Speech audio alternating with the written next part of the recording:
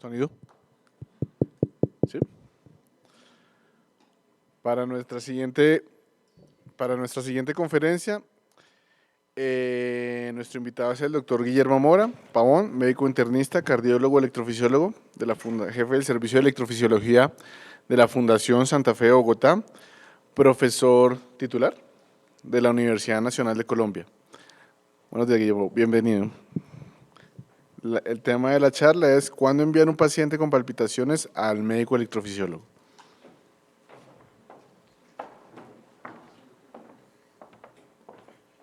Buenos días. En primer término, pues agradecer a los organizadores de este simposio por la invitación, en particular a nuestro presidente por tenerme en cuenta. Y de entrada quiero pedirles disculpas porque a veces se me sale alguna palabra políticamente incorrecta y a veces hago alguno que otro chistecillo que puede ofender a alguien, pero no es mi intención. ¿Listos? Entonces, bueno, aquí queda uno como Chucky para esta vaina. Pero bueno, el tema pues va a ser cuándo las palpitaciones y cuándo enviar al electrofisiólogo. Inicialmente vamos a poner un pequeño caso. Es una paciente femenina de 23 años que refiere palpitaciones ocasionales. Con las palpitaciones siente ansiedad porque cree que se va a morir. Los antecedentes son negativos, pero ella refiere que la jefe la está acosando. Ocasionalmente no tiene antecedentes positivos y el examen físico es normal. ¿Y qué vamos a hacer? Tenemos varias opciones. A lo que yo llamaré combo sencillo es remitir al especialista. Palpitaciones igual especialista, mandémoslo al cardiólogo, al electrofisiólogo. A las EPS no les gusta mucho el asunto y realmente la relación costo-beneficio de mandarlos a todos, pues no es buena. Algunos pueden tener un poco más de inventiva, lo que vamos a llamar el combo más allá, en el cual pedimos Holter, en el cual sospechamos que el jefe tuvo éxito, entonces pedimos Gravindex, y pues como ella ha referido que tiene ansiedad con las palpitaciones, pues tengamos en mente siempre que esto puede ser un trastorno psiquiátrico, pues las mujeres se ponen ansiosas a veces. Y cuando llega el especialista, pues también tenemos varias opciones.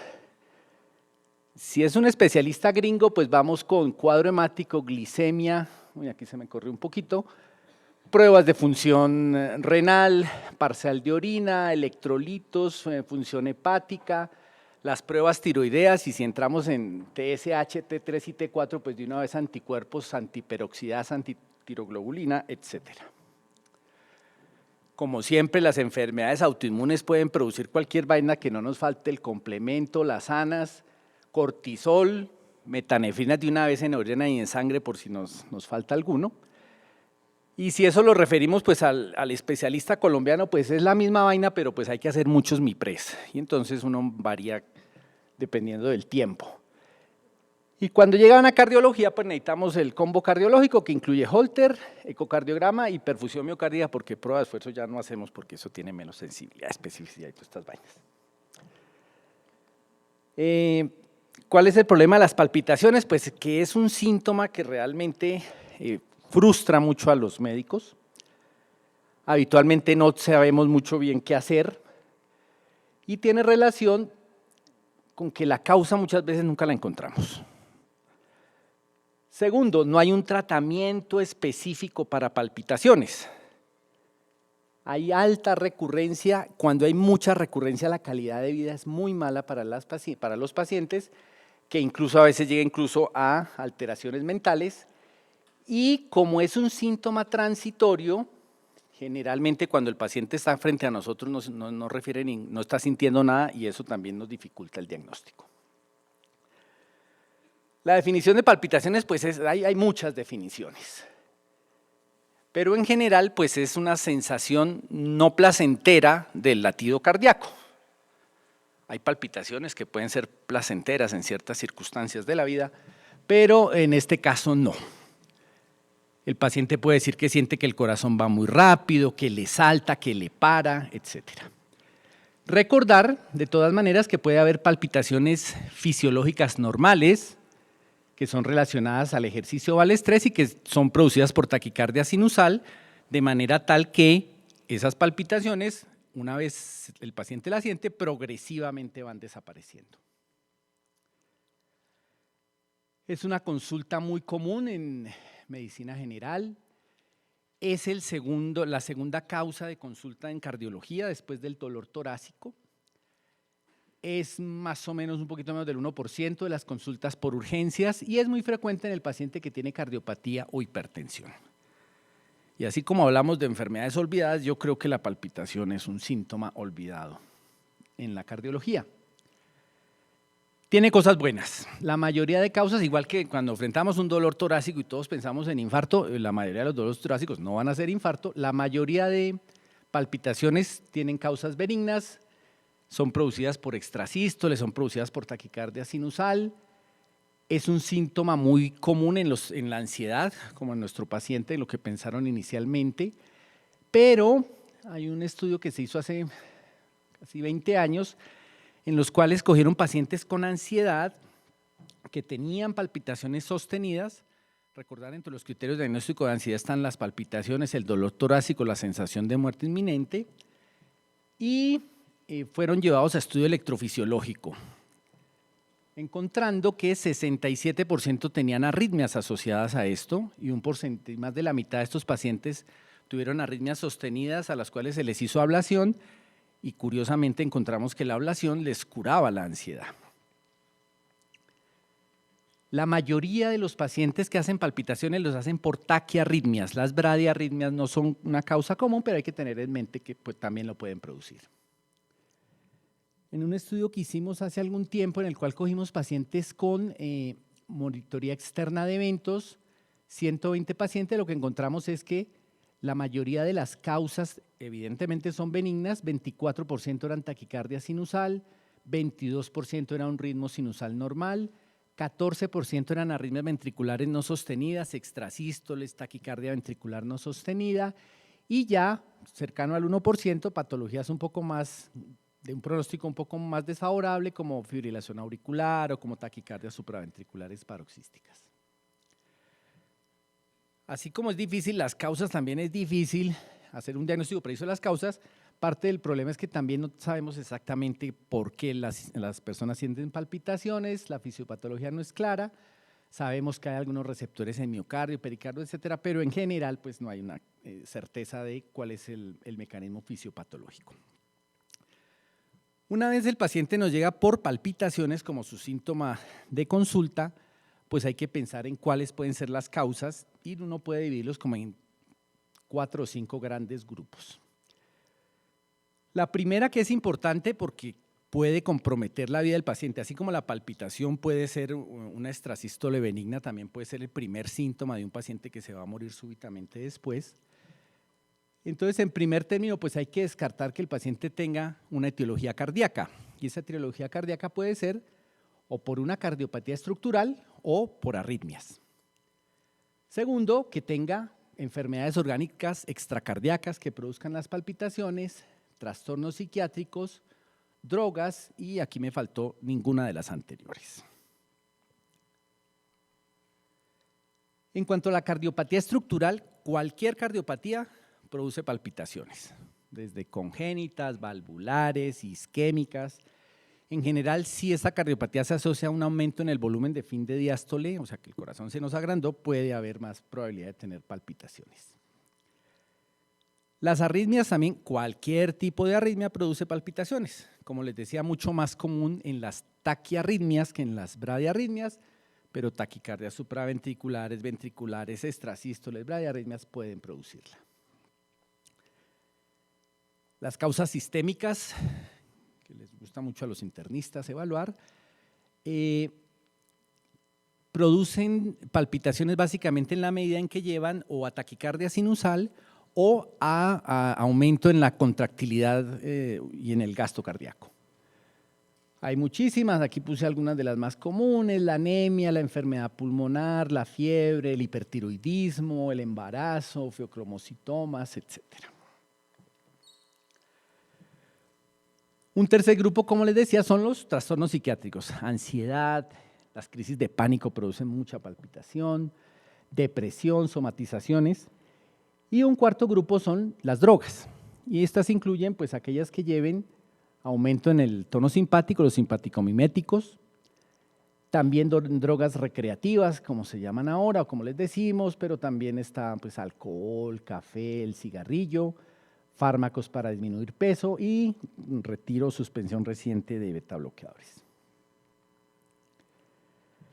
Entonces, lo primero que debemos hacer es tratar de encasillarlo en algunos de esos grupos: cardíacas, una enfermedad sistémica, una enfermedad psiquiátrica, consumo de drogas u otras.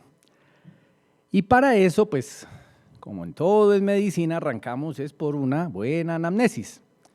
Yo les digo a mis estudiantes que si terminada la anamnesis uno no tiene idea del diagnóstico, la vaina va jodida, va mal. Y tenemos muchas cosas que preguntarle al paciente que tiene palpitaciones. ¿Cómo empieza y cómo termina? ¿Cuánto duran? ¿Cada cuánto aparecen? ¿Cuánto tiempo lleva evolución las palpitaciones? Si son regulares o irregulares, si irradian, con qué aparece, con qué mejora, si hay síntomas acompañantes, qué tratamiento le sirve.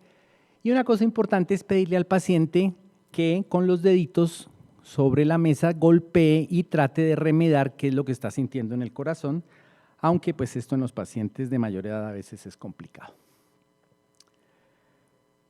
Cuando la duración es de segundos, pues hay que pensar que son arritmias no sostenidas lo que puede producir esto.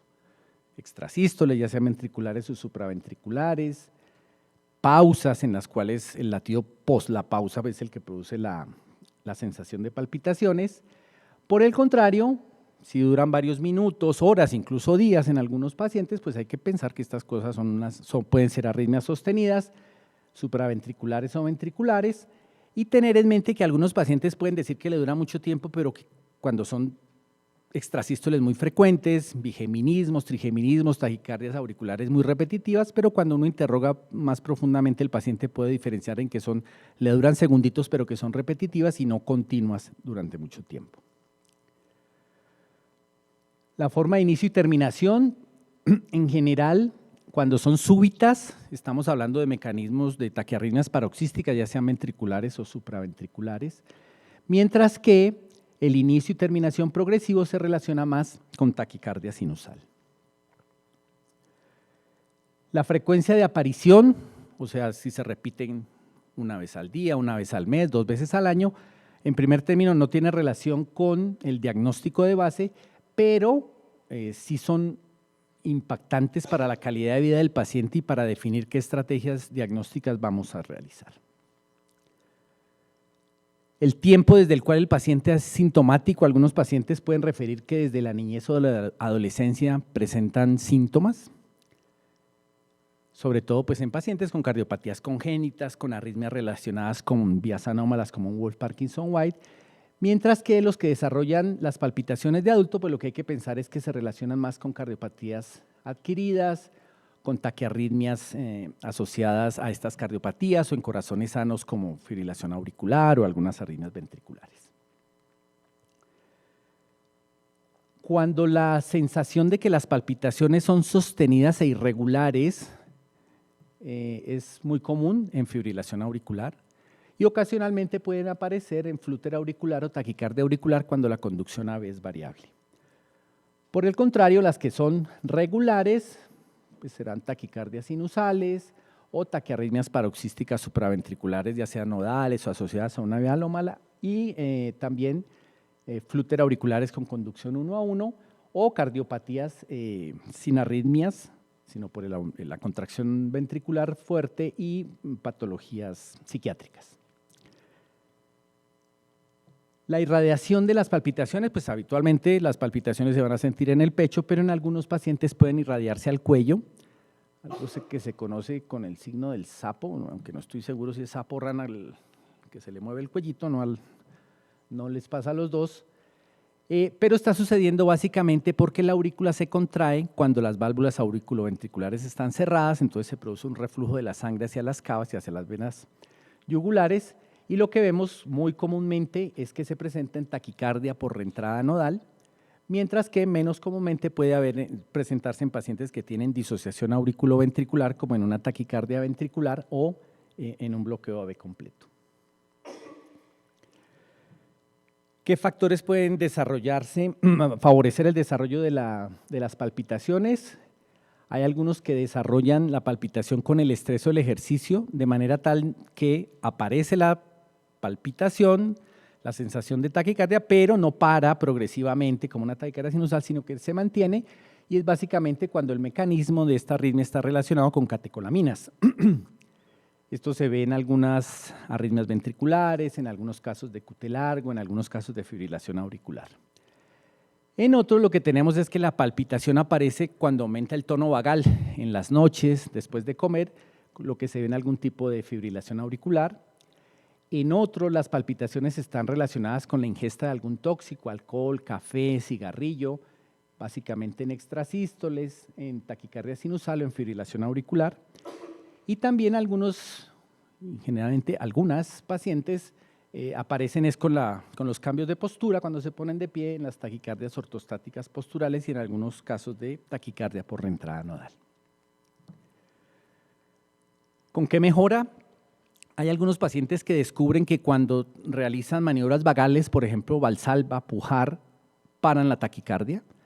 Esos son taquicardias que utilizan el nodo AV como parte de su circuito, que son las taquicardias supraventriculares por reentrada nodal o asociados a una vía anómala. Y en otros, el reposo, como aquellas desencadenadas por catecolaminas, hacen que favorezca que pare la taquicardia. Importante también es saber si con las palpitaciones hay otros síntomas cardiovasculares. Dolor torácico, disnea, presíncope, síncope, porque esto va a orientar a que tienen un origen cardíaco y que incluso pueden tener peligro para su vida. Y preguntar también si las palpitaciones se asocian a síntomas de bajo gasto, diaforesis, palidez, el mismo presíncope, visión borrosa, etc. Luego de tener una anamnesis, pues nos toca hacer un interrogatorio dirigido a sus antecedentes para tratar nuevamente de establecer lo mismo. Ese paciente tiene una cardiopatía previa, lo que nos hará orientar a que la causa sea cardíaca. Este paciente, y eso es muy importante preguntarlo siempre, tiene un antecedente familiar de cardiopatía o de muerte súbita, porque eso hace que el pronóstico sea malo. Y si no, pues ya nos queda averiguar por antecedentes tiroideos, enfermedades sistémicas que puedan llevar al desarrollo de arritmias, si tiene antecedentes de trastornos psicosomáticos, consumo de medicamentos y drogas recreativas. ¿Qué no hacer? Pues es considerar que las palpitaciones son un síntoma sin mayor información. Entonces siempre hay que interrogar a los pacientes muy bien. Y pasaremos al examen físico, que básicamente busca lo mismo: signos de cardiopatía, soplo, reforzamientos, desdoblamiento de los ruidos, desplazamiento del ápex o algún signo de enfermedad sistémica como bocio, palidez, etc. También a mis estudiantes les digo que la cardiología es muy chimba. Cuando el paciente tiene dolor torácico, hacemos electro. Cuando el paciente tiene disnea súbita, hacemos electro. Cuando tiene síncope, hacemos electro. Y cuando tiene palpitaciones, curiosamente, hacemos electro.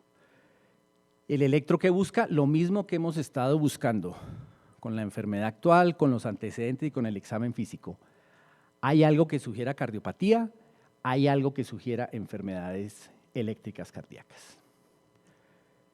Y que sugiera cardiopatía, pues tenemos anormalidades en la onda P, anormalidades en el QRS, hipertrofias, bloqueos de rama, necrosis, cambios del ST en la onda T. En algunos pacientes en el electrocardiograma ya vemos arritmias que nos pueden orientar al diagnóstico. O en el electrocardiograma podemos ver cosas que sugieren una enfermedad eléctrica que se asocia a palpitaciones, un bloqueo AV, un Wolff-Parkinson-White, síndrome de Brugada, QT largo, QT corto, etc.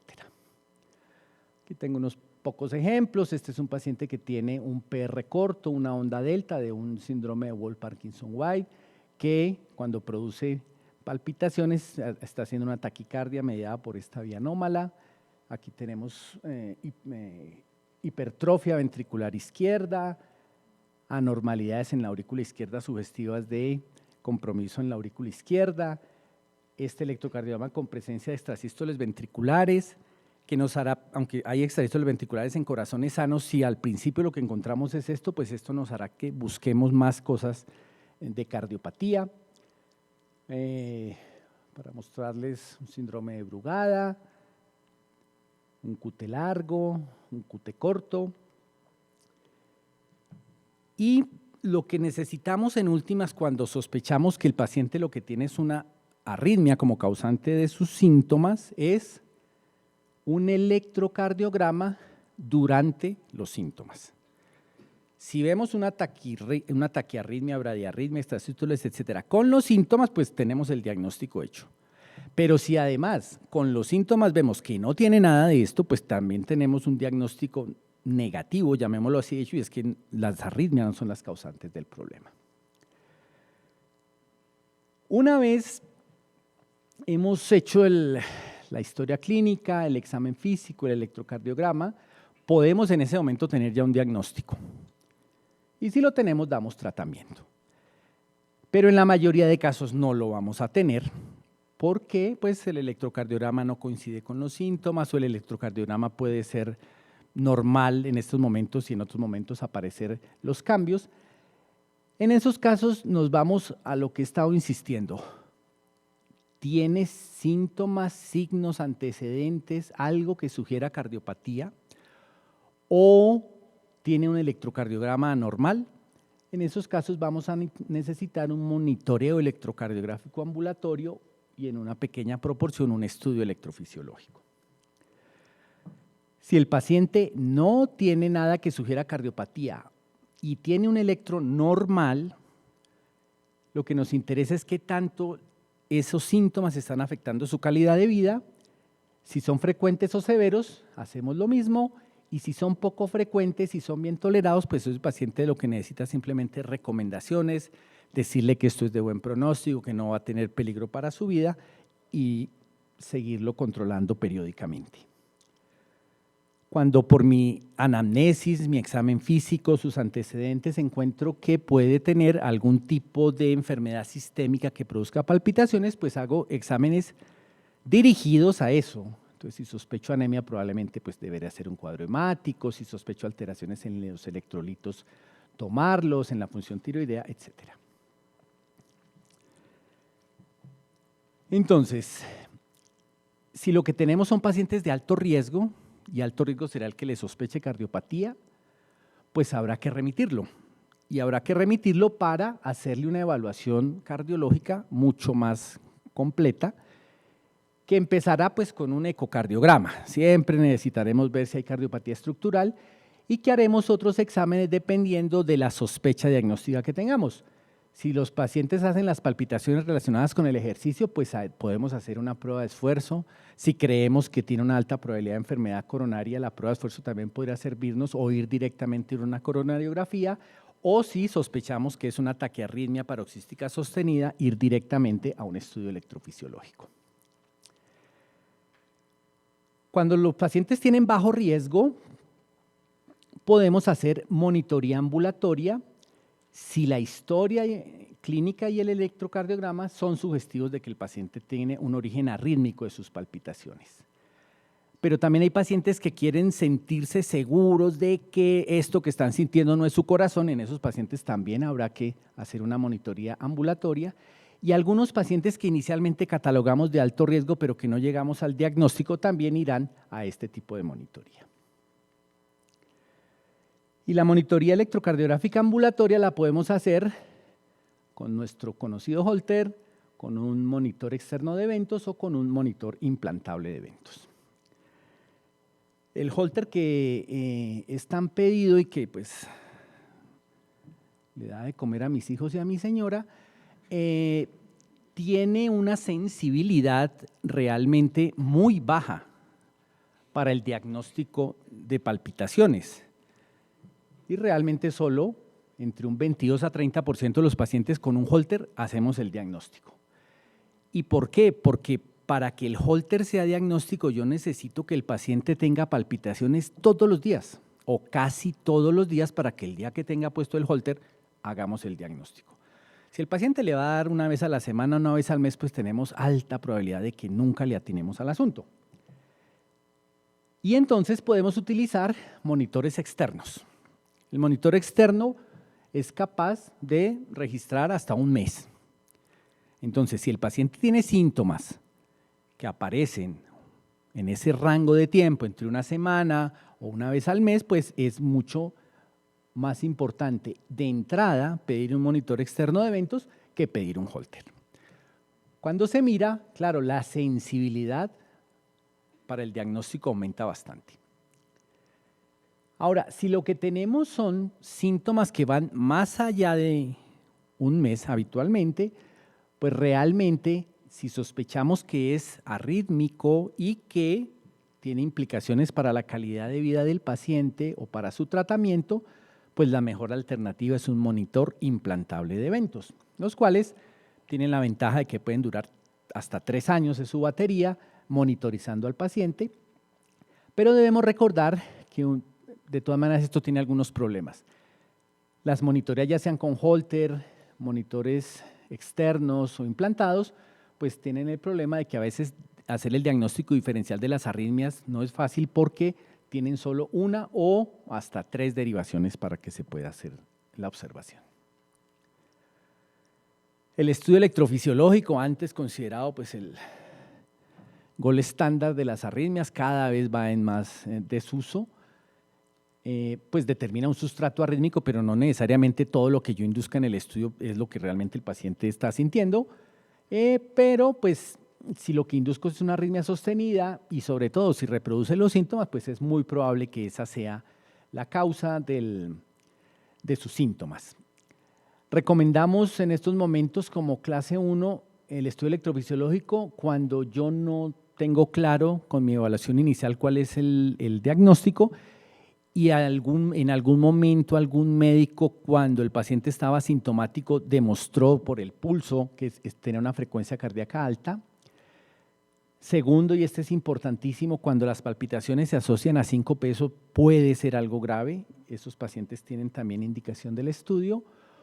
O con una clase 2 de recomendación, cuando el paciente tenga unos síntomas que orienten a un posible origen arrítmico, pero sea muy poco frecuente y no podamos haberlo diagnosticado de otra manera.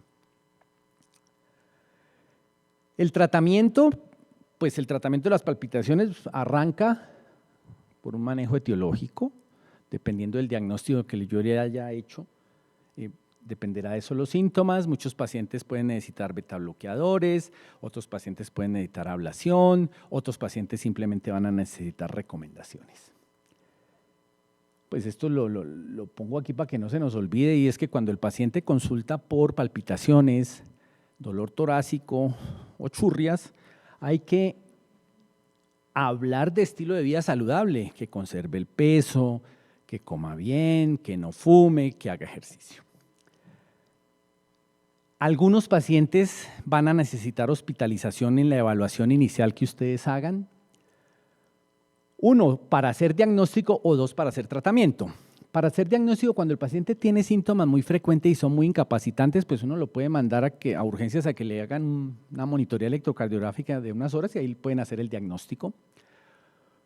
Otro, cuando sospecho que puede tener patologías potencialmente fatales, cuando hay cardiopatía severa, muerte cardíaca súbita familiar o diagnóstico de una enfermedad eléctrica cardíaca. Y segundo, para tratamiento, porque encontramos que necesita un marcapaso, o sospechamos que hay disfunción de un dispositivo, cuando tiene una cardiopatía con compromiso hemodinámico, una taquicardia ventricular sostenida, o cuando hay enfermedades sistémicas psiquiátricas o psiquiátricas severas que considero que deben manejarse intrahospitalariamente. El pronóstico de las palpitaciones pues es relativamente bueno. Cuando uno lo mira en general, la mortalidad es la misma de los pacientes que no tienen palpitaciones, cercana al 1%. Aumenta un poquito más si el paciente tiene cardiopatía, pero sí es de muy mal pronóstico cuando el paciente tiene cardiopatía y las palpitaciones se asocian a compromiso hemodinámico. Tiene el mal detalle de que el 77% de los pacientes hacen recurrencia de sus palpitaciones, por eso hay que tratar de, en algunos de esos pacientes, pese a que sea benigna la probabilidad del origen de sus palpitaciones, si son muy recurrentes hay que tratar de llegar a un diagnóstico de más certeza para darle un tratamiento y mejorarle la calidad de vida. Entonces, los que son de bajo riesgo, pues estos no hay que remitirlos.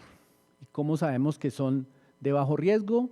Porque no se asocian a síntomas cardiovasculares ni de bajo gasto, porque yo no encuentro que tenga cardiopatía ni muerte súbita familiar, porque tengo un examen físico normal y un electrocardiograma normal. En los otros casos, cuando tiene otros síntomas cardiovasculares, cardiopatía, muerte súbita familiar, muy recurrentes o electroanormal, pues habrá que remitir al electrofisiólogo o al cardiólogo. En conclusión, ¿qué debemos hacer? Historia clínica completa, siempre hacer electrocardiograma, siempre tratar de establecer si hay o no cardiopatía o enfermedad sistémica importante. Si encuentro cardiopatía, pues hay que hacer una valoración cardiológica completa. Si hay sospecha de arritmias, hay que hacer monitoreo de acuerdo a la frecuencia, si los síntomas son diarios, el Holter, si son al menos en cada mes o más de una vez al mes un monitoreo externo, o si no un monitoreo implantable. Y si las palpitaciones son ocasionales, de poco tiempo de duración, sin cardiopatía, pues esos son de muy buen pronóstico y no hay que remitir. Alto riesgo, cardiopatía. Pero también, si ustedes no saben qué hacer, tienen dudas, pues mejor remítalo a alguien que pueda tener mayor información. Volviendo al caso primero, cuando a la paciente se le hace un interrogatorio más dirigido a sus palpitaciones, ella refiere que las palpitaciones son regulares, que duran 30 a 45 minutos, que se asocian a presíncope, diaforesis y visión borrosa, que en la infancia tuvo su primer evento y en el último año se ha repetido en 2 oportunidades, que no se irradian a cuello y que no tiene nada que la desencadene ni la mejore. Las otras cosas eran lo mismo. ¿Qué había que hacer con ella?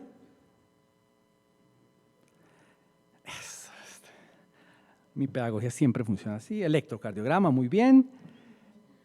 Y el electrocardiograma tenía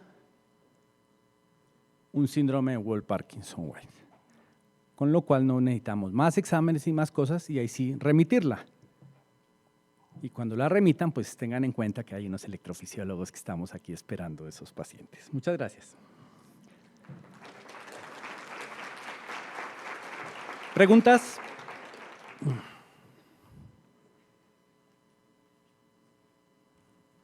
¿No preguntas?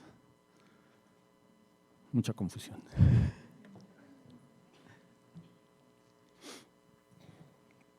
Bueno, es más que una pregunta, quisiera yo que dieras una opinión respecto a algo que vemos con frecuencia algunos cardiólogos y más los electrofisiólogos, y es que el paciente recibe una prueba terapéutica sin diagnóstico.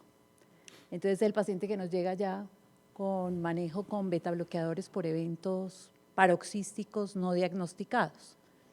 ¿Qué opinas de eso? Sí, no, yo creo que no. Evidentemente, sin diagnóstico, pues es complejo hacer una prueba terapéutica. Y aunque uno puede incluso acertarle al asunto, no necesariamente acertarle en la medida en que mejoran los síntomas, no necesariamente eso será de buen pronóstico. Lo digo porque un paciente puede tener un Wolff, hacer taquiarritmias frecuentemente y ese Wolff puedo yo mejorarle los síntomas sin el diagnóstico con beta bloqueadores, pero también ese mismo paciente puede hacer una fibrilación auricular y una muerte súbita asociada a su Wolff. Entonces yo creo que pues sí hay que tener un diagnóstico más o menos claro y de pronto creo yo que es mejor, si yo no tengo claro el diagnóstico, pero pienso que es benigna la cosa, pues no darle nada y simplemente hacerle recomendaciones.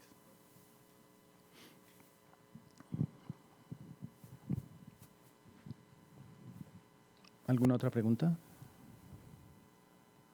Bueno, muchísimas gracias.